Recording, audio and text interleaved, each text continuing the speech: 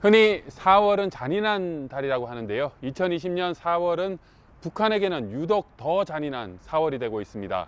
생생토크에서 살펴봅니다.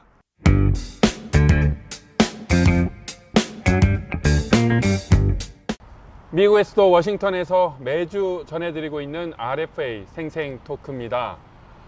지난 1년 동안의 국제사회 대북 제재의 종합적인 평가를 하는 UN 대북 제재 전문가단의 보고서가 최근에 공개됐습니다. 이경화 기자와 살펴봅니다. 이 기자 안녕하십니까? 안녕하세요. 네. 2019년 1년 동안에 국제사회가 얼마나 대북 제재를 충실히 이행했는가라고 하는 어떤 종합적인 성적표라고 할 수 있죠? 예, 그렇습니다. 그 대북제재위원회 전문가단이 1년에 2차례 보고서를 발간하는데요.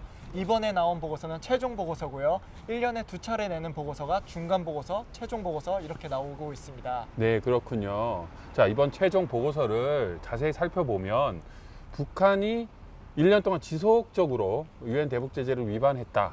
근데 그 수법이 예전보다 한층 정교해졌다. 뭐 이런 내용 아니겠습니까? 예, 그렇습니다. 제재 회피 방식이 너무 많아서 보고서 양이 무려 267쪽에 달합니다. 네. 그래서 지금 북한이 원래 팔 수 없는 석탄 밀매는 당연히 나오고 이제 더군다나 모래까지 중국에 팔고 있다는 그런 얘기도 나오고 있습니다. 모래를 바지선을 이용해서 직접 중국에 팔기도 하고 50만 배럴로 정해져 있는 정제유를 남포항을 통해서 밀수한다는 그런 내용도 적혀 있습니다. 네. 석탄에다가 이제는 모래까지 예. 하는데 특히 북한에 대한 대북 제재 북한으로 들어갈 수 없는 것 중에 대표적인 게 바로 정유, 석유 아니겠습니까? 예. 1년에 제한량이 50만 배럴인데요. 이거에 몇 배 더 많이 북한이 불법적으로 들여갔다라는 그런 내용이 포함되어 있죠? 예, 그렇습니다. 전문가단이 한 8배, 한 389만 배럴 정도가 네. 들어갔다고 이렇게 지적했습니다. 네, 그렇군요. 보고서 저도 앞부분 잠깐 봤는데 세 가지 이 큰 불법 행위. 첫 번째는 정유를 북한으로 들여가기 위한 불법적인 환적 활동, 그리고 해외 노동자의 파견, 그리고 마지막에 우리 나중에도 얘기하겠지만 사이버 금융 범죄, 뭐 이렇게 세 개로 나눌 수 있는데 첫 번째 정유 얘기했고요. 두 번째 해외 노동자 파견 문제도 지적이 됐죠? 예, 그렇습니다. 지난해 저희 자유아시아 방송이 러시아에 있는 그 북한 노동자 관련해서 기사를 쓴 게 있는데 북한에서 이제 학생 비자로 러시아에 노동자를 보낸다. 네. 그런 저희가 보도를 한 게 보고서에 이렇게 인용이 됐습니다. 더군다나 지금 북한 축구 선수 3명이 대북 제재 위반이다. 그들이 버는 돈이 대량 살상 무기에 사용될 수 있다. 그 점을 명시했습니다. 한강성이라는 축구 선수 모두 다 아실 거예요. 지금 카타르에서 활동을 하고 있는데 그 선수도 지적을 받았습니다. 네, 그렇군요. 그래서 결국은 그 보고서 내용은 그거죠. 이런 축구 선수들 결국 그들의 연봉, 그들에게 주는 돈의 상당액이 정권으로 가서 대량 살상 무기를 만들 수 있으니 이 선수들 결국 해외 노동자와 같으니 북한으로 돌아가야 한다라는 게 그 결론이죠. 예, 그렇습니다. 네. 자, 김정은 국무위원장이 탔던 그 전용차 있지 않습니까? 뭐 싱가포르도 그렇고요. 베트남에 가서도 탔었던 그 독일제 차. 그 내용도 들어있죠? 예, 그렇습니다.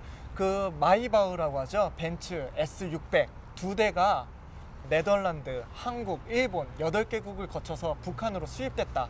그 점을 지적했습니다. 그 벤츠 두 대는 네. 많이 나왔습니다. 뭐 남북 회담 아니면 북미 회담, 김정은 국무위원장이 탄 차죠. 그렇죠. 네.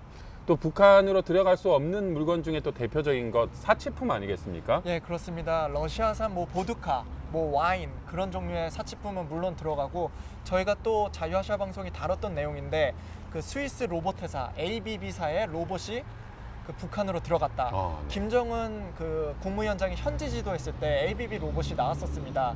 그래서 저희 자유아시아 방송에 ABB 측에 물어봤는데 자기네들은 북한하고 직접 판 적이 없다. 아마 중국을 통해서 이렇게 중고 매장에서 판매가 된 것 같다. 대북 제재 위반은 한 적이 없다. 이런 답변을 받은 적도 있고요. 그리고 대성백화점. 그 김정은 국무위원장이 직접 현지 지도를 갔었죠. 대성백화점. 그 대성백화점에 있는 티소, 그 스위스 명품 시계 브랜드입니다. 네. 티소, 스와치 그리고 다이슨 청소기 모두 다 아실 거예요. 다이슨 청소기도 이렇게 나왔었는데 저희가 거기 있는 모든 다국적 회사에 질문을 다 넣어놨습니다. 그래서 그때 받았던 답변이 우리는 대북 제재 위반한 적이 없다. 북한에 직접 판 적이 없다. 북한이 아마도 중국을 통해서 이렇게 사치품을 수입한 것 같다. 그 얘기가 보고서에도 나와 있습니다. 네. 네, 그런 사치품들이 북한으로 이런 대북 제재 결의에도 불구하고 계속 들어가고 있고 북한이 이 각종 범죄 수법으로 들어간다라는 결론인데요. 우리가 3대 북한의 불법 행위, 이 첫 번째 환적, 두 번째 해외 노동자, 마지막으로 사이버 금융 범죄 보고서에 자세하게 소개됐죠? 예, 그렇습니다. 이제 뭐 선박 대 선박 이런 환적 같은 경우는 이제 국제사회 제재가 강화되고 이제 보이는 눈이 많아졌기 때문에 사이버상으로 이제 북한이 제재를 피하려고 이렇게 노력을 하고 있습니다. 네. 거기서 들어가는 데가 군수공업부가 대략 한 북한인 1000명을 고용을 해서 네. 예, 사이버 해킹을 아주 조직적으로 벌이고 있다. 그런 내용이 들어가 있습니다. 보고서 내용으로는 5,000달러를 받으면 최소 3분의 1이 네. 북한 정권에 그대로 들어가서 대량 살상 무기를 만드는 네. 그 자금으로 사용된다라고 네. 지적했던 게 저도 기억나고요.